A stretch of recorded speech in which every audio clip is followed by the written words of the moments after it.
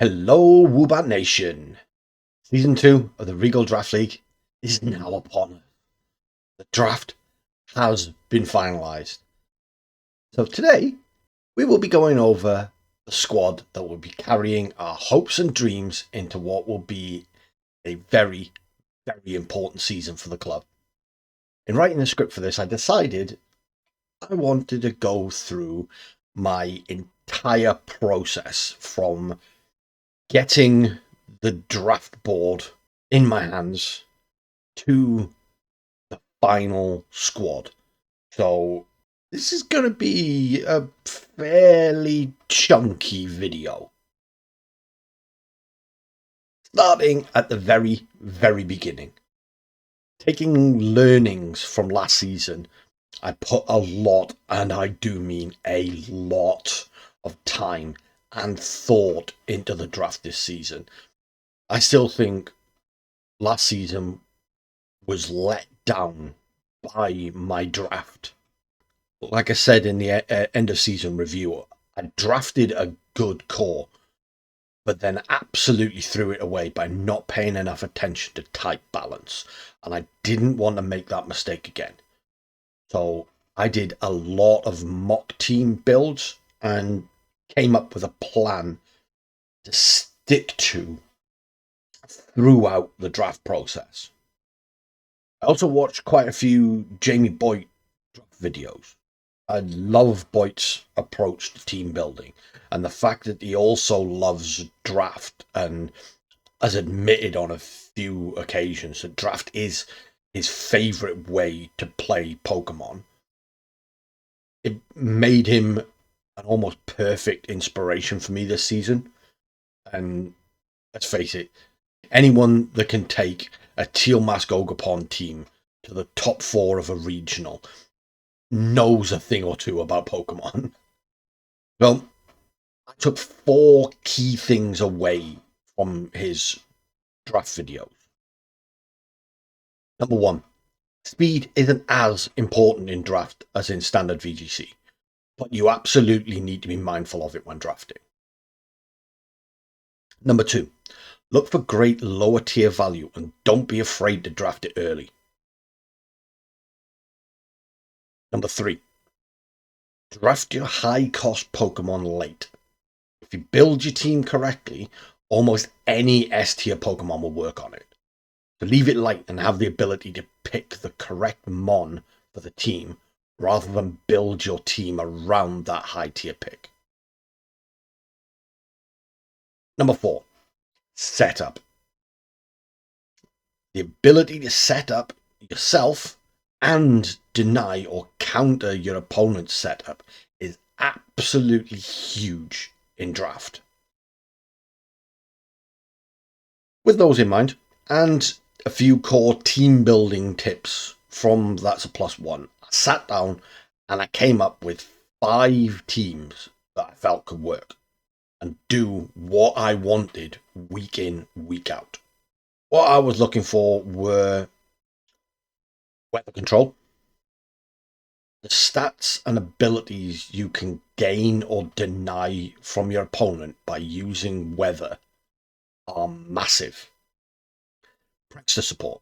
Now, you'll know I love my prankster mons, but when you're not always going to be going first, having a support that was going to be absolutely pivotal in my strategy.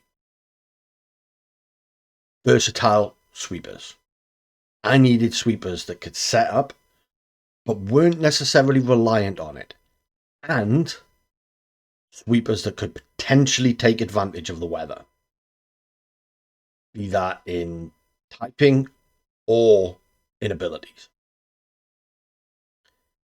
Haze and clear smog.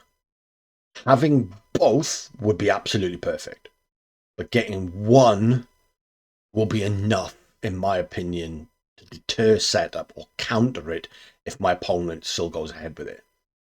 I settled on Haze as priority number 1 because clear smog only resets stat changes on hit, and steel types are immune to it.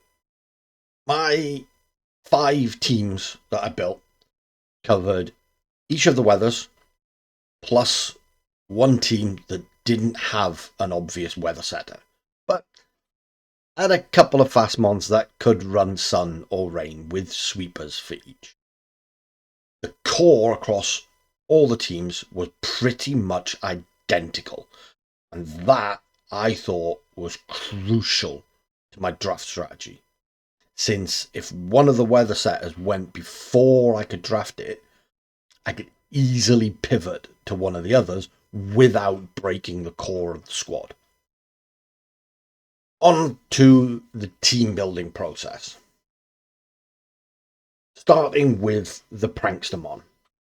And I had already decided that no matter what, this was going to be my number one pick. I narrowed this down to two. Sableye or Grimmsnarl.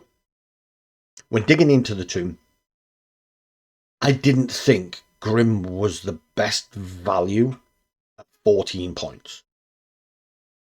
But Sableye could do everything I wanted Grimmsnarl for, except Parting Shot, save me 5 points, and instead of Parting Shot, give me access to Gravity. Plus, with its ghost typing, it's immune to Fake Out.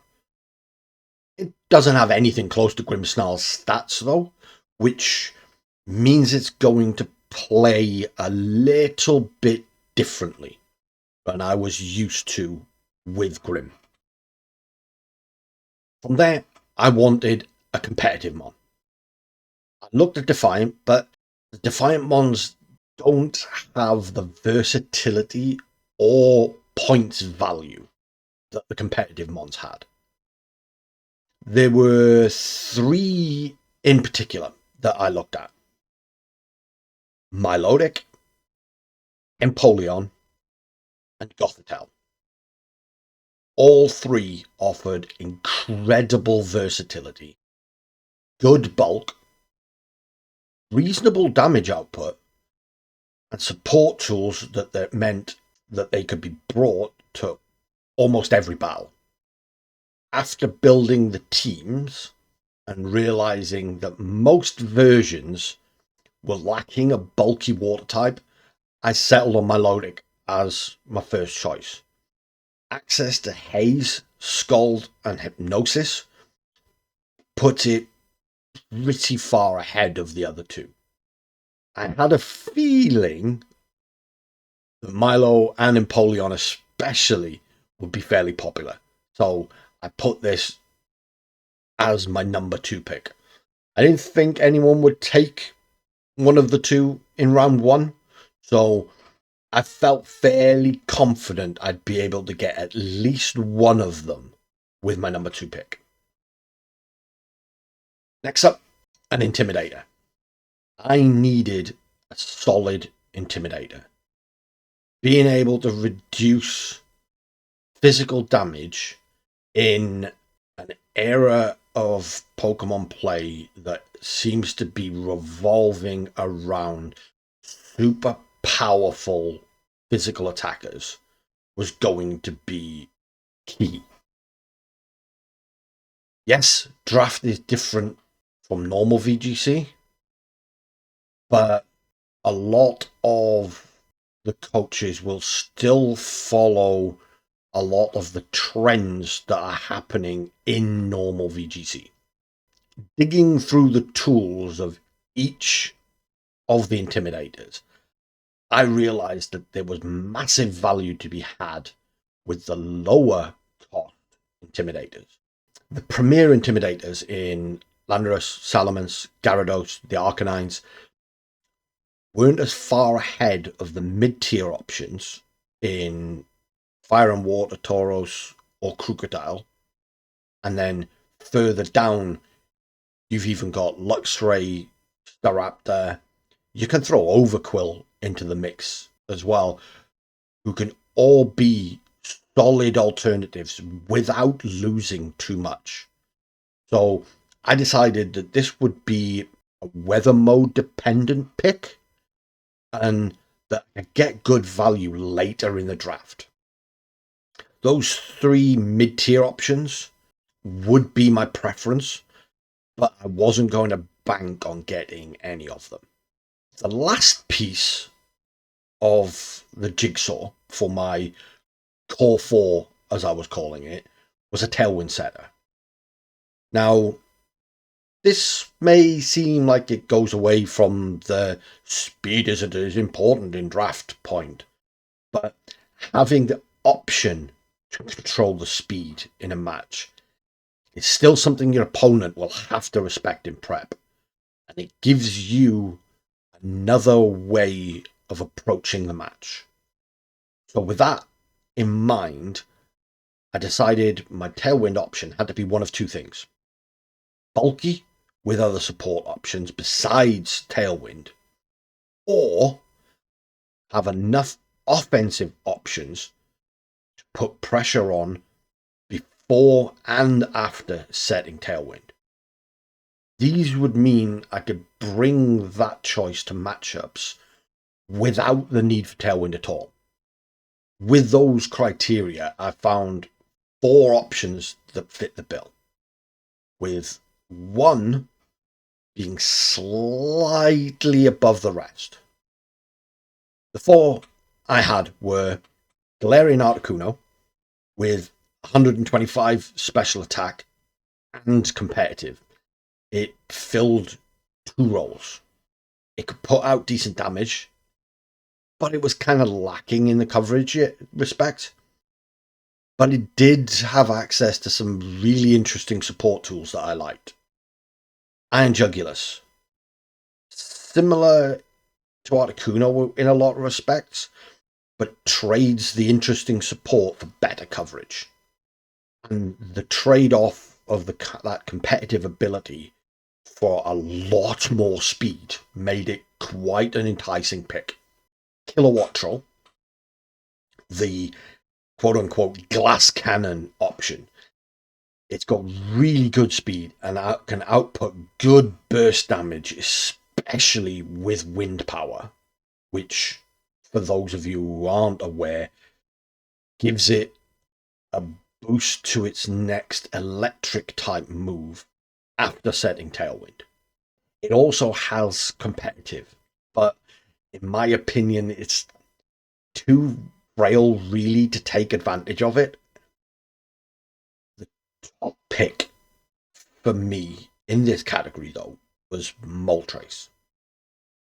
Nope, not Galarian.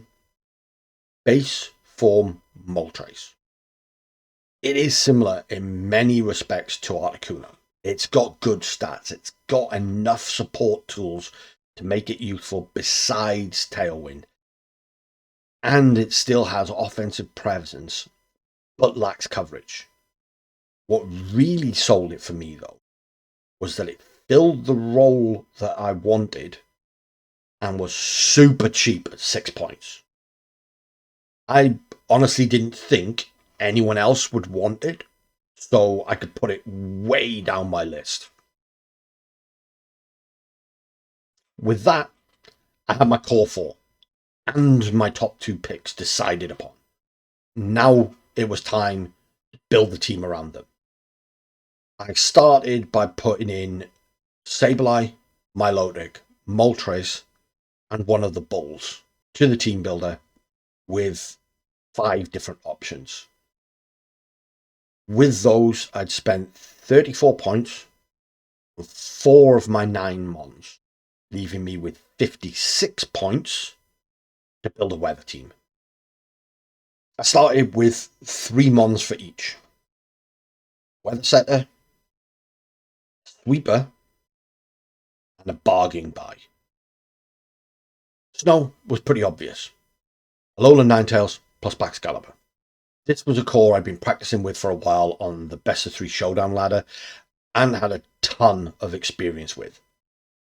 I'd also been using Milotic in the same team, so this made a ton of sense to me.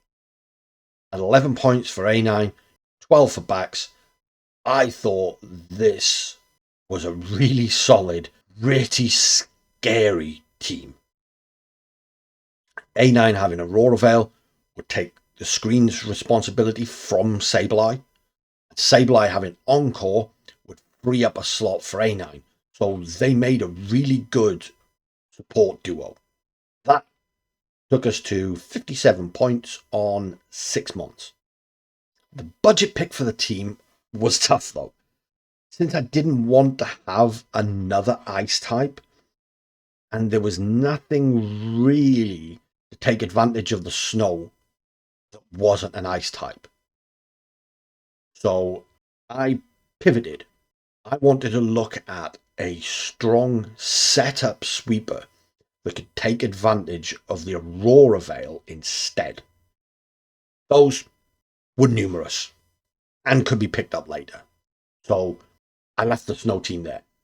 And we ended up with Sableye, Milotic, Tauros Blaze, Alolan Ninetales, Excalibur, and Kilowattrel.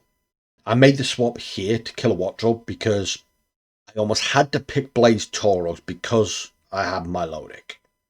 And I didn't want to double up on the fire types by putting Moltres in. And with Veil up, Kilowattrel's lack of bulk wouldn't be so much of an issue. Next, I went to Sand. Since again, this was a pretty easy pickup for me. Tyranitar, Garchomp, Poundstone. The dynamic duo of T-Tar and Chomp was actually slightly cheaper than A9 backs, which gave me a little bit extra for the budget pick. And I really wanted to use Houndstone. It's such a fun little mon. So 10 points for T-Tar, 11 for Chomp, 7 for Ghost Doge was a 29-point Weather Core. Making the team Sableye, Empoleon. Empoleon being a steel type means it doesn't take sand chip damage. Tauros Blaze, Galarian Articuno, Tyranitar, Garchomp, Houndstone. All totaling 64 points. Absolute bargain. I was liking the look of this team. After that, I went to Rain, which ordinarily would be two slightly different teams depending on the weather setter, because Pelipper gets Tailwind. So by taking Pelipper, you don't really need the Tailwind setter, but I decided that Kilowattrel having a bunch of weather-dependent moves made it a perfect option no matter which setter I got. There being a number of viable sweepers also made this a pretty simple team to build in many respects. But, of course, the big one you'd want would be Urshifu. So, Sableye, Milotic, Tauros Blaze, Pelipper, Urshifu, Overquill, and Kilowattrel. Here I went with Overquill as the second Rain Sweeper because it gave me a second Intimidate option should I not want to run Tauros. 3 water types wasn't going to cut it though, so Milotic had to go. I still wanted the second competitive or Defiant Mon that was more reliable in the role than Kilowattrel, but could also offer something that Kilowattrel didn't. So with that, in came Gothitelle. Now, I knew that Braylon Boy liked his Perish strats, so depending on draft position, I may not be able to get this particular setup. But I honestly had so many variations on this team written down, and all of them seemed like they would be viable. So I rolled with this, but knew I could pivot pretty easily if the main version wasn't available.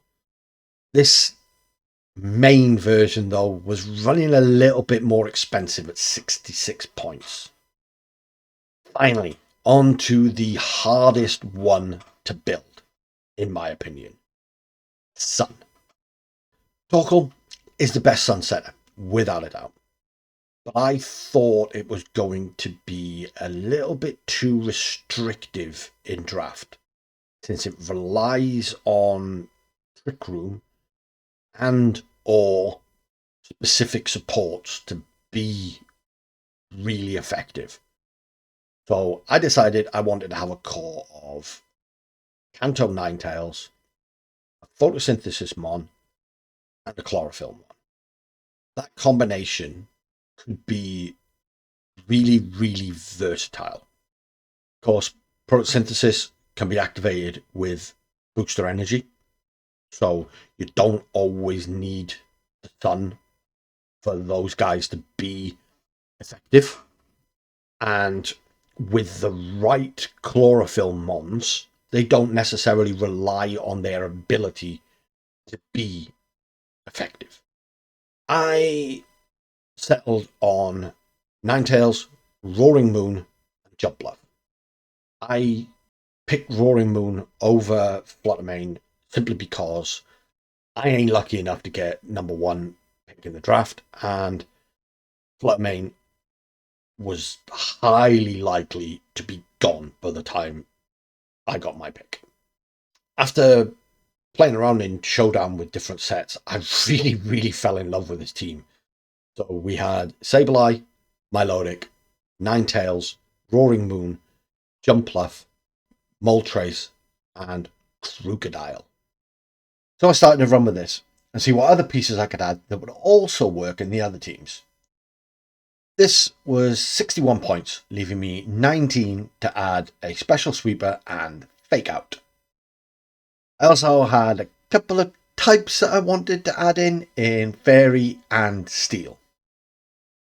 3 Dark types and 2 Fire types meant that I could not add either of those. And I also wanted to avoid doubling up on the other types. This left me with Fairy, Steel, Psychic, Fighting, Bug, and Poison. I suddenly found myself with an answer to both the Special Sweeper and Fake Out that covered 2 of these types in one.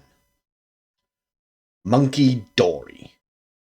Super fast Fake Out, high special attack, enough tools to make it a useful support piece, and options for setup if I wanted to go that route. I'd fill both my needs with a single 8-point Pokemon. I had 11 points burning a hole in my pocket. I also realised that I hadn't gone scouring the lower tiers, specifically the NFEs, for good value, as was the plan in the beginning. Then I remembered a Mon Boyd had picked up in his latest draft league, Venonat. The matches I'd seen him bring it was amazing, so that went straight on the list. Sableye, Milotic, Ninetales, Roaring Moon, Jumpluff, Moltres, Crocodile, Monkey Dory, Venonat. We had our required 9, and I still had 10 points left. To be honest, almost any Mon would slot pretty well onto this team, so I went back to the others. Snow was now Sableye, Milotic, Tauros Blaze, Alolan Ninetales, Excalibur, Kilowattrel, Monkey Dory, Venonat. 66 points with 14 remaining. We were missing a setup sweeper, a grass type, and a steel type. Goldango was the fairly obvious pick here, but with its current standing in the VGC meta, I really didn't expect it to be there at the end of the draft. It also would have wiped out all of my points. So instead, I went scouring for a bargain basement grass type. That would fit the team pretty well.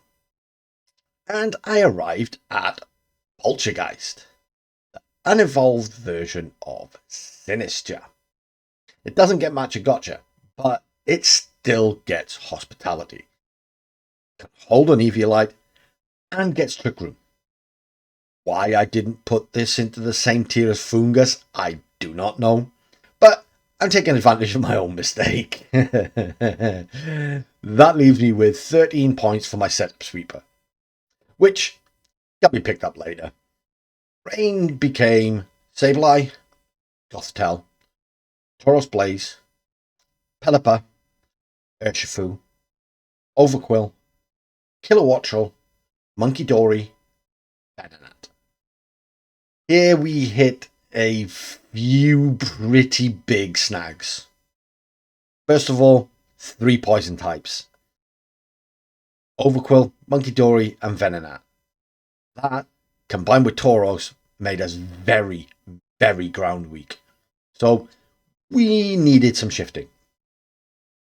I still liked Overquill on this team, and I still wanted the double Intimidate. So we would have to lose either Monkey Dory or Venonat. I decided to drop Venonat for a similar and arguably in a lot of respects better option in Toadschool. This gave us our missing grass type, a nice ground resist, and still had us with a sleep and redirection option.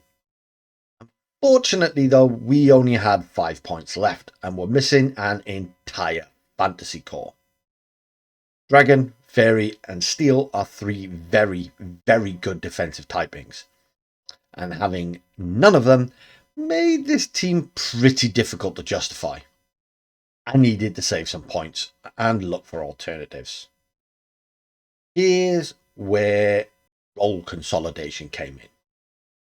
Out went Gothitelle, Tauros and Kilowattrel, and in came Galarian Articuno and Salamence.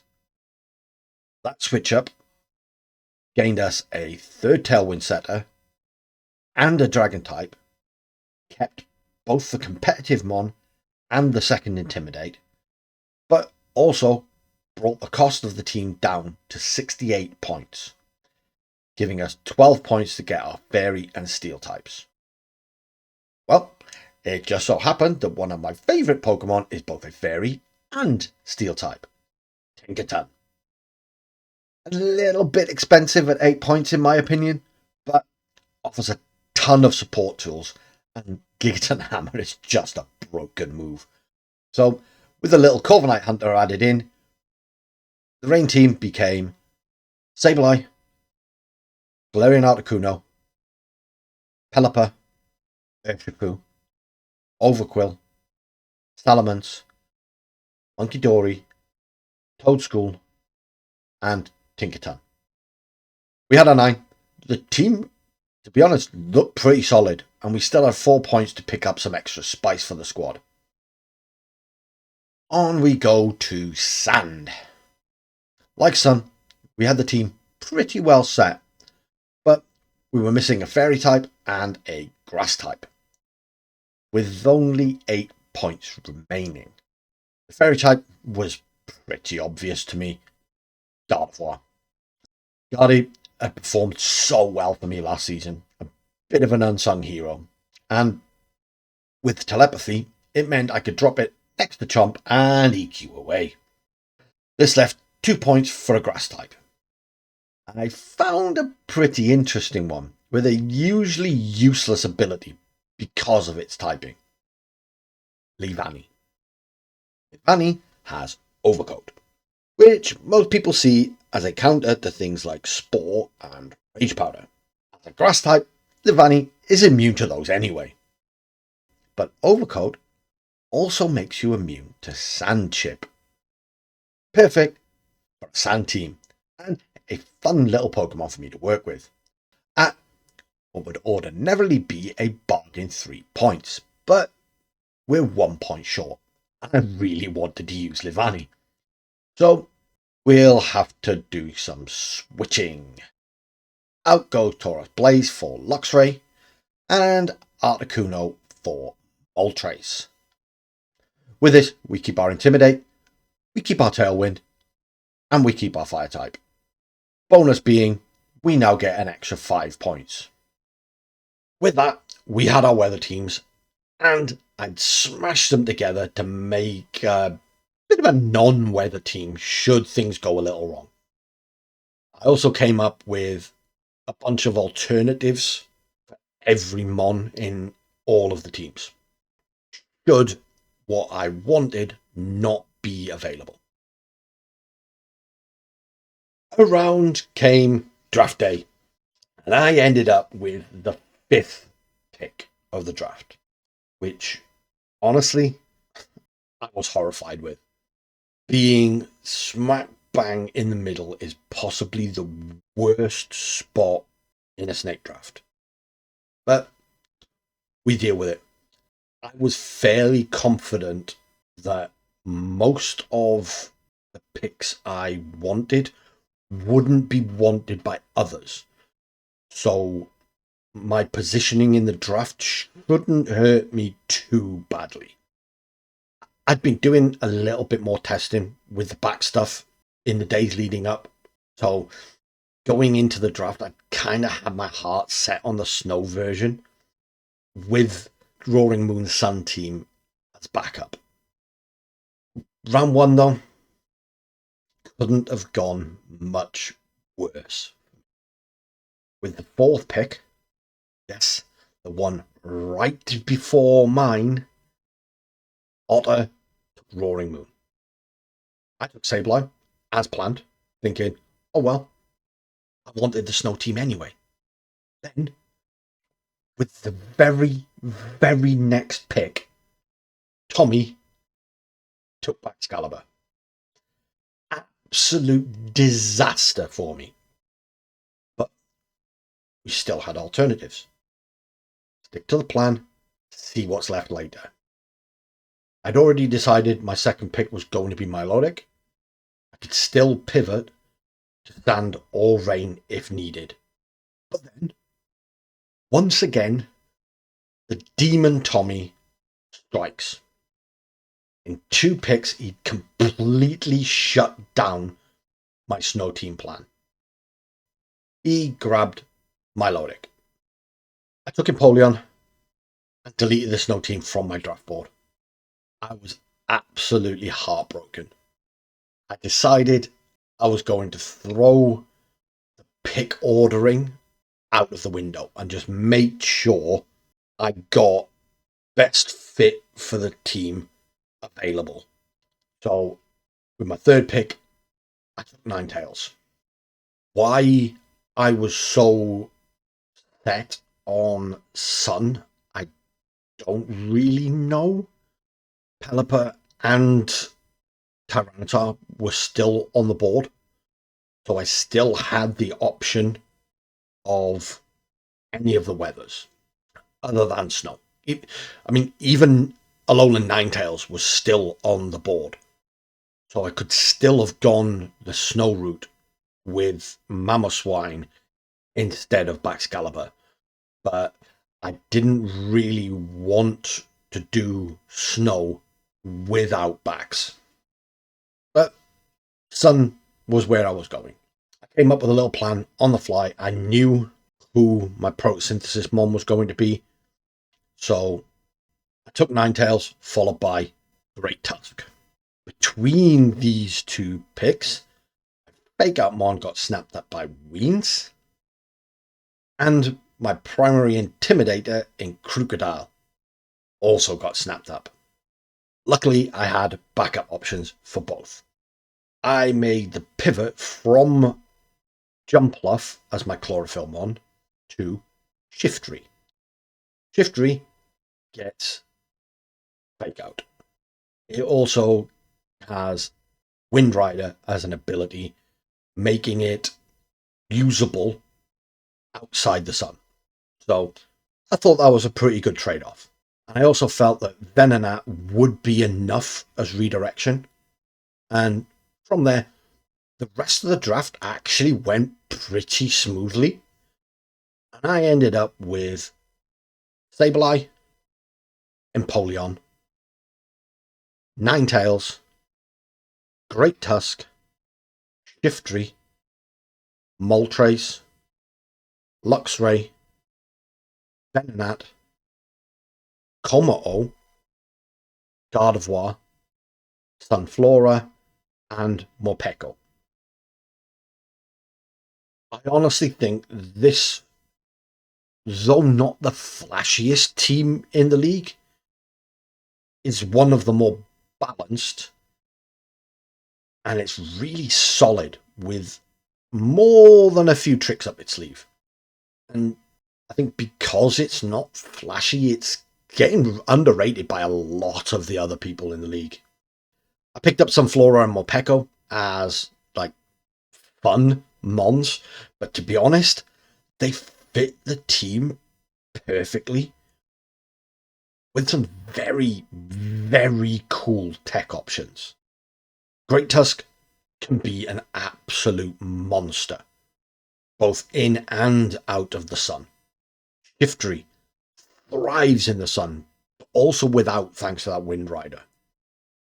Luxray actually has more tools than even I gave it credit for pre-draft.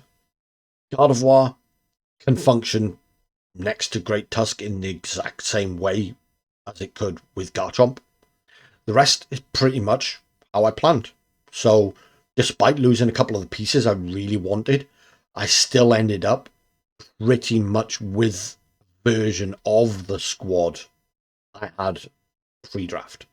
So, I can't really have any complaints.